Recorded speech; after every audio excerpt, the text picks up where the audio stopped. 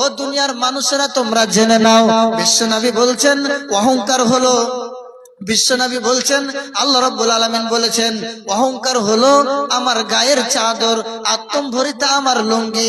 কাজে এই দুটার মধ্যে কোনো মানুষ যদি কোনো একটাকে গ্রহণ করে তাহলে আদখালতুহু জাহান্নামা, আমি তাকে জাহান্নামে ঢুকাবো। বুঝতে পেরেছেন? আল্লাহ বলছেন অহংকারটা হলো আমার গায়ের চাদর, আমার গায়ের পোশাক। কাজে অহংকার আমি করব, আমাকে শোভা পাই। তোমার মতন 2 টাকার বান্দাকে অহংকার করা শোভা পায় না।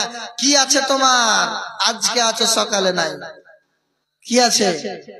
আল্লাহ নবী বলছেন, রাসূলুল্লাহ রাব্বুল আলামিন বলছেন কি, আল কিবরিয়া ও রিদাই, অহংকার হলো আমার গায়ের চাদর, আল আজমাতু ইজারি, আত্মম্ভরিতা আমার লুঙ্গি।